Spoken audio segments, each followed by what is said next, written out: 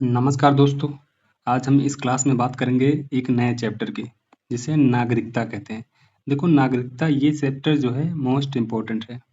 इस चैप्टर से सभी एग्जाम में क्वेश्चन पूछे जाते हैं, तो ये तो पक्का है कि यहाँ से क्वेश्चन आएगा एग्जाम में। तो इस क्लास को बहुत अच्छे से देखिए। इस क्लास को देखने के बाद आपको नागरिकता से संबंधित दूसरी वीडियो देखनी नहीं पड़ेगी, ठीक है।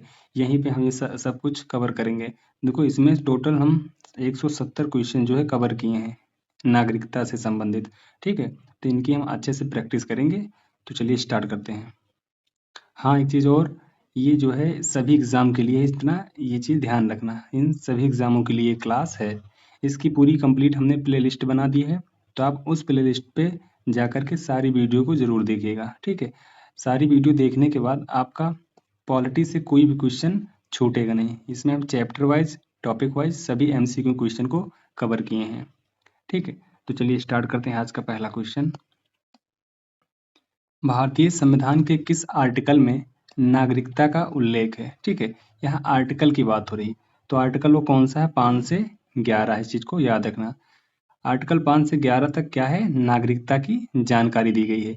वो कौन कौन सी जानकारी है? जैसे कौन भारतीय नागरिक होगा, पहला ये, ठीक है। कौन भारतीय नागरिक होगा। दूसरा जो पॉइंट है, उसमें बताया गया है कैसे बनेगा, किस स्थिति में नागरिकता खत्म होगी। ये सारी चीजें आर्टिकल 5 से 11 में बताई गई हैं, ठीक है। चलिए अगला क्वेश्चन देखें। भारत में नागरिकता अधिनियम कब पारित हुआ था? तो ये मोस्ट इंपोर्टेंट क्वेश्चन है। कब पारित हुआ था? 1955 में पारित हुआ था, ठीक है। संविधान लागू होने के बाद ये पारित हुआ था। इस चीज को याद रखना है। यानी कि संविधान लागू होने के बाद, ठीक है, संविधान जब लागू हुआ था उसके बाद का ये बना हुआ नागरिकता अधिनियम है, ठीक है। इस चीज को याद रखना। यानी संविधान के लागू होने के बाद ये नागरिकता अधिनियम 1955 बनाया गया था, ठीक है।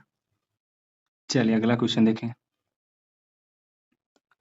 भारत में नागरिकता प्राप्त करने के कितने विधिक तरीके हैं? देखो, यहाँ पे विधिक तरीकों की बात की गई है, ठीक है। तो इस चीज को याद रखना, जो विधिक तरीके हैं वो 5 हैं, ठीक है। आपका राइट आंसर क्या है? ऑप्शन सी है। अब 5 तरीके वो कौन कौन से हैं? देखो, जन्म से, पहला क्या हो गया? जन्म से हो गया, ठीक है। वंश से हो गया, पंजीकरण से हो गया, ये चीज याद रखना, ठीक है। पंजीकरण से हो गया, ठीक है। प्राकृतिकरण से हो गया, प्राकृतिकरण, ठीक है। प्राकृतिकरण से हो गया। ये कितने हो गए हैं? 1 2 3 4, 4 हुए हैं, ठीक है। प्राकृतिकरण और क्षेत्र को, ठीक है, और क्षेत्र को भारत में शामिल करने पर, भारत में शामिल करने पर, इस चीज को याद रखना। ये 5 तरीके हैं, ठीक है। चलिए अब बात करते हैं अगले क्वेश्चन की। निम्न में से कौन सा नागरिकता प्राप्त करने का तरीका नहीं है? तो कौन सा नहीं है जो नागरिकता प्राप्त करने का? वो है, इसमें ऑप्शन के हिसाब ऑप्शन सी, विवाह द्वारा, ठीक है। देखो, विवाह से जो है सीधे नागरिकता नहीं मिलती है, ठीक है।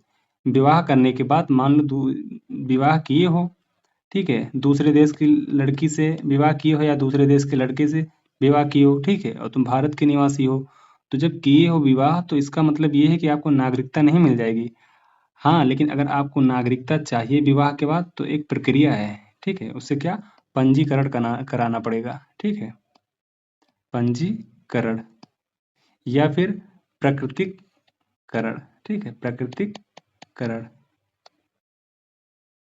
प्राकृतिकरण, इन 2 प्रक्रियाओं से मिलती है। इस चीज को याद रखना। नागरिकता संशोधन अधिनियम किस वर्ष पारित किया गया था? तो जो संशोधन अधिनियम है ये 2019 में पारित किया गया था, ठीक है। इस चीज को याद रखना। चलिए अगला क्वेश्चन देखें। नागरिकता अधिनियम 1955 के अनुसार भारत की नागरिकता कैसे समाप्त की जा सकती है? तो ये इंपॉर्टेंट क्वेश्चन है, ठीक है। तो कैसे समाप्त की जा सकती है? त्याग द्वारा, समाप्ति द्वारा, अपवर्जन द्वारा। यानी आपका जो राइट आंसर है वो ऑप्शन डी है, उपर्युक्त सभी। ठीक है, इस चीज को याद रखना।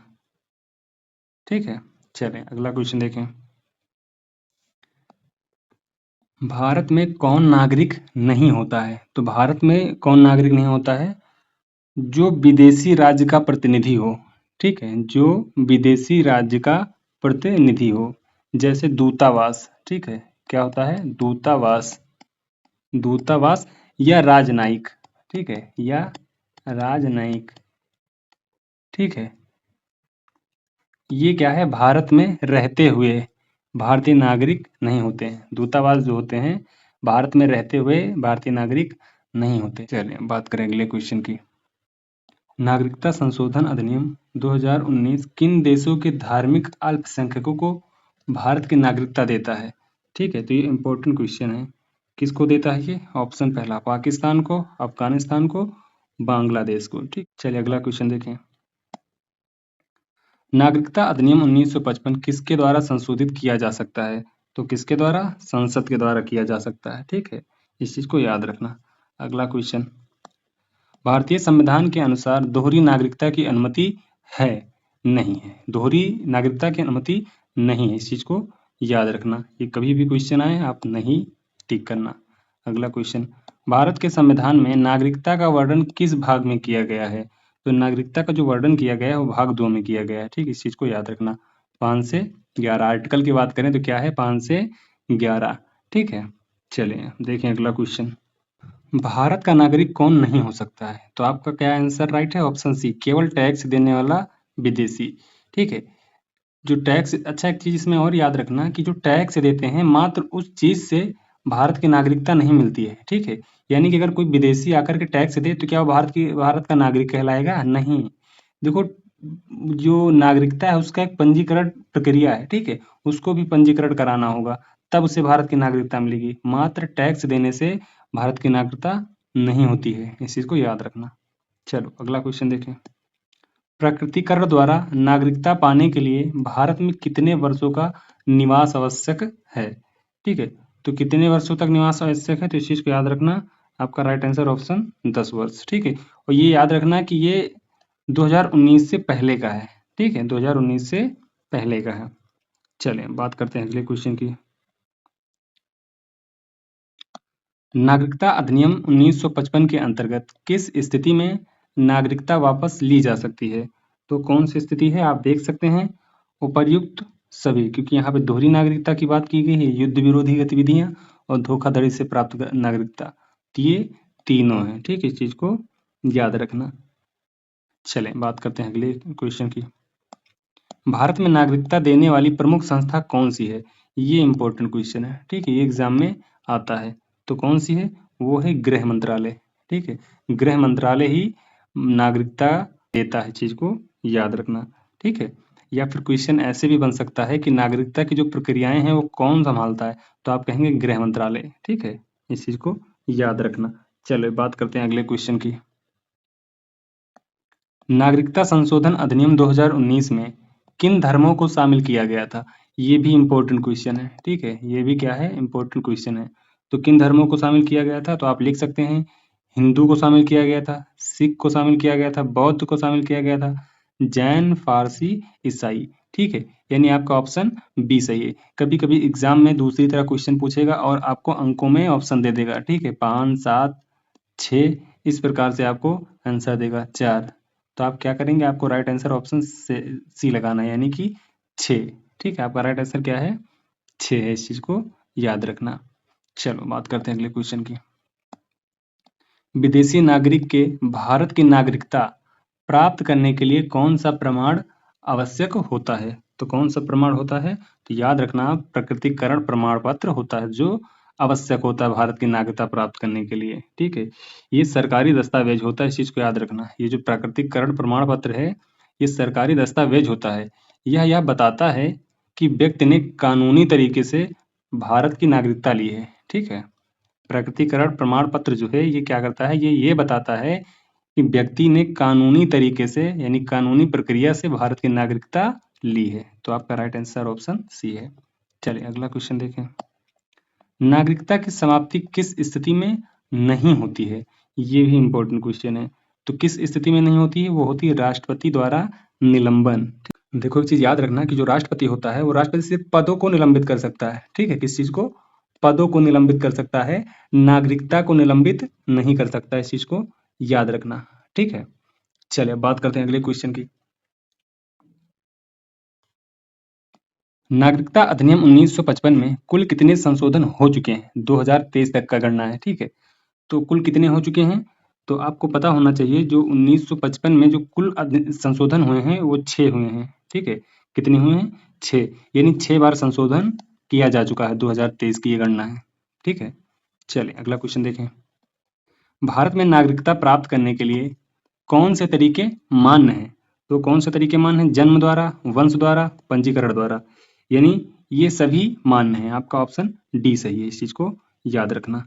चलें बात करें अगले क्वेश्चन की। देखो ये सभी क्वेश्चन मोस्ट इंपॉर्टेंट हैं, ठीक है? ये आपके एग्जाम में आए हुए क्वेश्चन हैं। भारत में दोहरी नागरिकता किसे दी जाती है? तो दोहरी नागरिकता जो है किसे दी जाती है?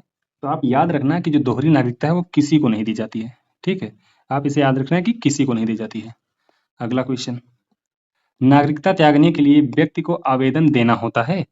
तो इस चीज को याद रखना कि आवेदन देना पड़ता है, ठीक है? आवेदन देना होता है, लेकिन किसे देना होता है? तो ये याद रखना कि केंद्र सरकार को देना होता है, ठीक है? किसे देना होता है? केंद्र सरकार को देना होता है। अगर किसी भी नागरिक को अपनी नागरिकता छोड़ना है या वो अपनी नागरिकता छोड़ना चाहता है तो वो आवेदन जो है केंद्र सरकार को दे सकता है। चलिए अगला क्वेश्चन देखें। भारत के किस संविधान संशोधन द्वारा बांग्लादेश से आने वाले लोगों की नागरिकता को मान्यता दी गई है? ठीक है, ये इंपॉर्टेंट क्वेश्चन है। तो कौन सा संशोधन है? तो 100, ठीक है? 100 संशोधन यानी कि 100वां संशोधन है, इस चीज को याद रखना, ठीक है?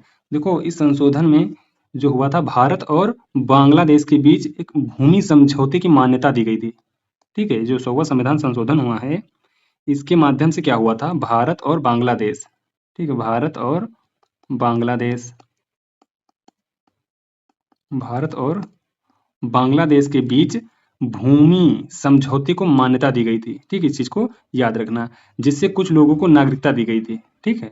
इसी से क्या हुआ था कि कुछ लोगों को नागरिकता दी गई थी। तो ये 100वां संविधान संशोधन के माध्यम से नागरिकता मिली थी, ठीक है?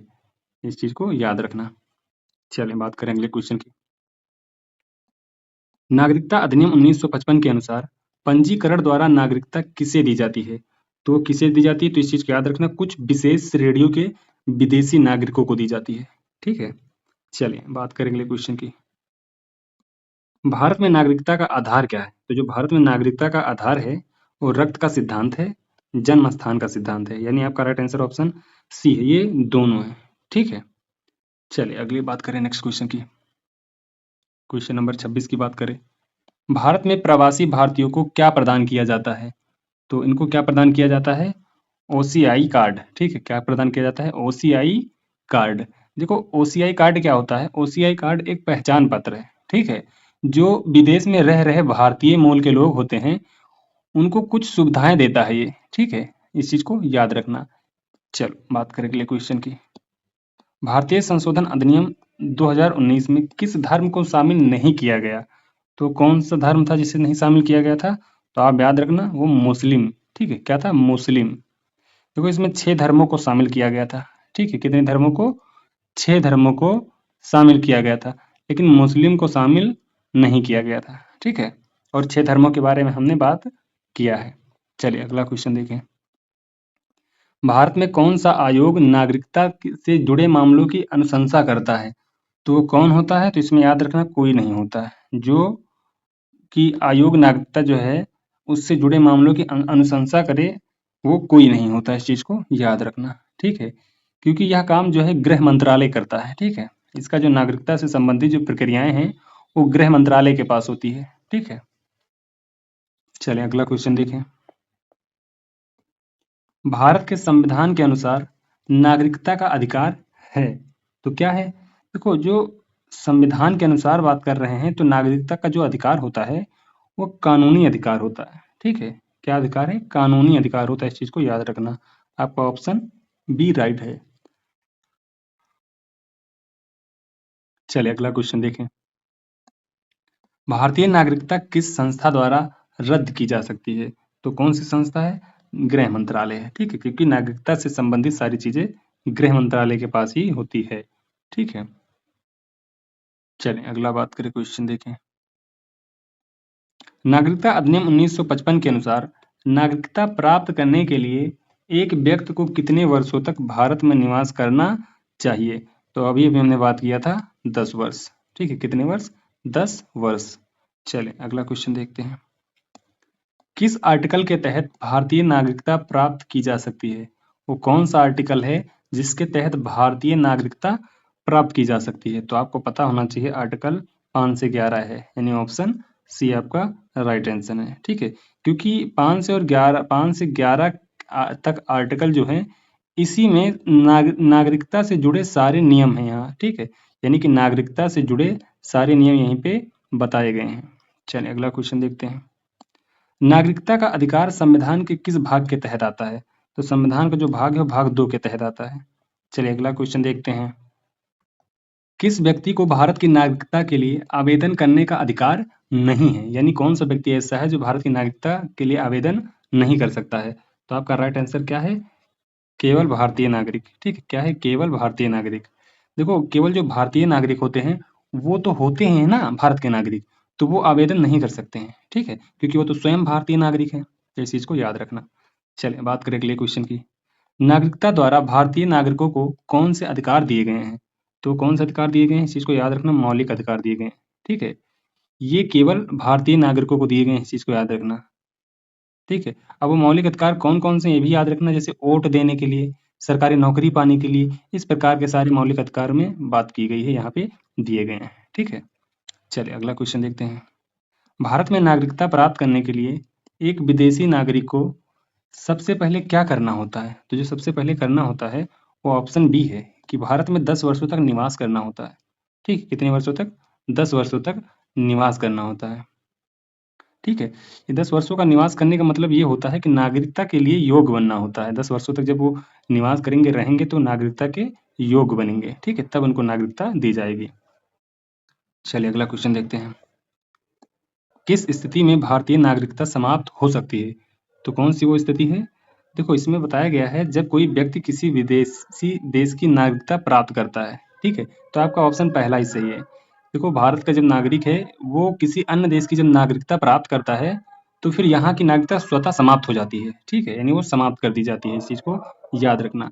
कहने का मतलब ये है, अगर आप किसी और देश के नागरिक बनते हैं तो भारत की जो नागरिकता है अपने आप चली जाती है, ठीक है। तो इसमें ऑप्शन पहला सही है आपका। अगला क्वेश्चन। भारतीय नागरिकता को समाप्त करने के लिए व्यक्ति को किस प्रक्रिया से गुजरना होता है? देखो, त्याग, ठीक है, क्या है? त्याग। देखो, जब कोई खुद नागरिक छोड़ना चाहता है, कहने का मतलब जब कोई व्यक्ति जो है वो खुद ही नागरिकता छोड़ना चाहता है तो उसे क्या है, उसे हम त्याग कहते हैं, ठीक है, क्या कहते हैं? त्याग। तो इस त्याग प्रक्रिया से उसको गुजरना होता है, ठीक।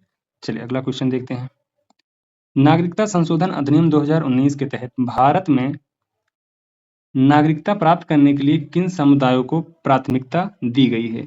तो यहाँ पे जो नागरिकता प्राप्त करने के लिए प्राथमिकता दी गई है वो कौन कौन से हैं, जरा देखिए। हिंदू हो गया, सिख हो गया, बौद्ध हो गया, फारसी हो गया, जैन और ईसाई, ठीक है, ये लोग हैं। इन लोगों को क्या किया गया है, नागरिकता प्राप्त करने के लिए प्राथमिकता दी गई है, ठीक है। तो आपका राइट आंसर ऑप्शन सी है। अगला क्वेश्चन। नागरिकता अधिनियम के तहत नागरिकता का प्राकृतिकरण किसे प्राप्त होता है? तो जो प्राकृतिकरण होता है वो किसे प्राप्त होता है? देखो, ये इंपॉर्टेंट क्वेश्चन, इसको इंपॉर्टेंट लिख लेना, ठीक है, ये एग्जाम में आ सकता है, ठीक है। देखो, जो भारत में 12 वर्षों तक रहे हों, ठीक है, आपका ऑप्शन क्या है? डी सही है।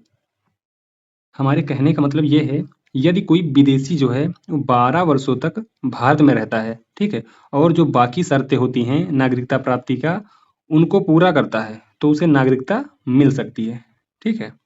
चलिए अगला क्वेश्चन देखें।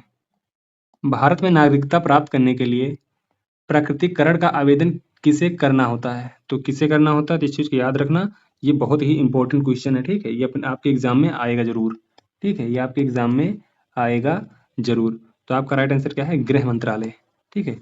आवेदन किसे करता है? वो गृह मंत्रालय को करता है, ठीक है। चलो अगला क्वेश्चन देखें। नागरिकता अधिनियम 1955 के तहत भारतीय नागरिकता प्राप्त करने के लिए कितने वर्षों तक भारत में निवास जरूरी है? तो अभी अभी हमने बात किया था कितने वर्षों तक, 10 वर्षों तक। ठीक, अगला क्वेश्चन देखते हैं। भारत में नागरिकता किस अधिकार के तहत दी जाती है? तो कौन सा अधिकार है? वो कानूनी अधिकार है, इस चीज को याद रखना। ठीक है, चलो अगला क्वेश्चन देखते हैं। किस स्थिति में भारत में नागरिकता प्राप्त करने के लिए एक व्यक्ति को आवेदन करना होता है? तो कौन सी स्थिति है? तो आपको पता होना चाहिए। अगर वह विदेश से आया हो, हाँ। अगर वह भारत में पैदा हुआ हो, ये भी सही है। ऑप्शन सी, अगर वह भारत में 5 साल से अधिक समय से रह रहा हो। ऑप्शन डी, उपर्युक्त सभी। यानी आपके तीनों सही हैं। ठीक है, वो आपके तीनों सही, इसलिए आपका राइट आंसर ऑप्शन डी है। ठीक है, अब हमारे जो क्वेश्चन है, 5 क्वेश्चन बचे हैं, उनको भी कंप्लीट कर लेते हैं। भारत में नागरिकता के लिए पंजीकरण द्वारा आवेदन कब किया जाता है? ये कब किया जाता है?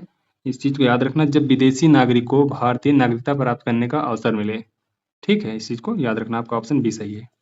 अगला क्वेश्चन, नागरिकता अधिनियम 1955 में पहला संशोधन कब हुआ था?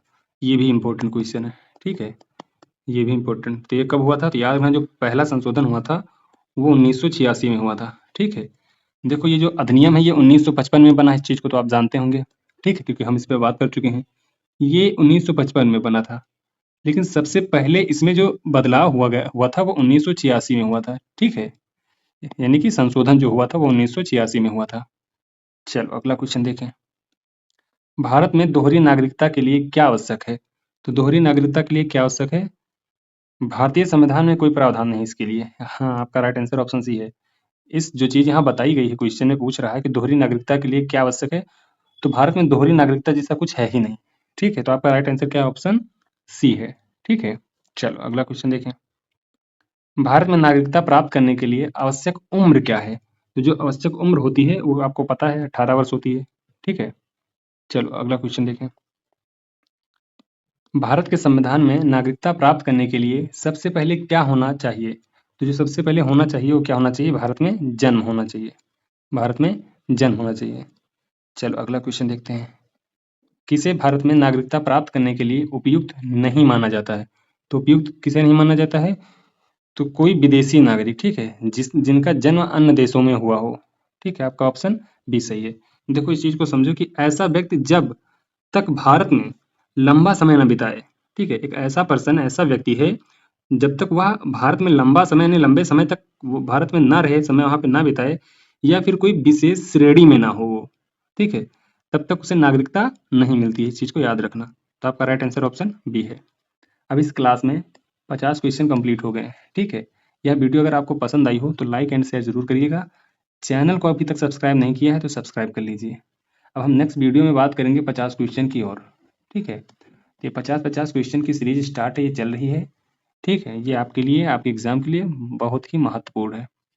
तो इस सीरीज को पूरा कंप्लीट करिए, पूरी प्लेलिस्ट देखिए और चैनल को सब्सक्राइब करिए। आपकी सभी प्रैक्टिस सभी एग्जामों के लिए यहाँ से हो जाएगा। अगर आपका कोई डाउट है या फिर आपको किसी स्पेशल टॉपिक पे वीडियो चाहिए तो कमेंट करके बताइएगा, हम उस पर वीडियो बना के जल्द से जल्द लेके आएंगे। बाकी चलिए मिलते हैं अगली क्लास में। जय हिंद, जय भारत।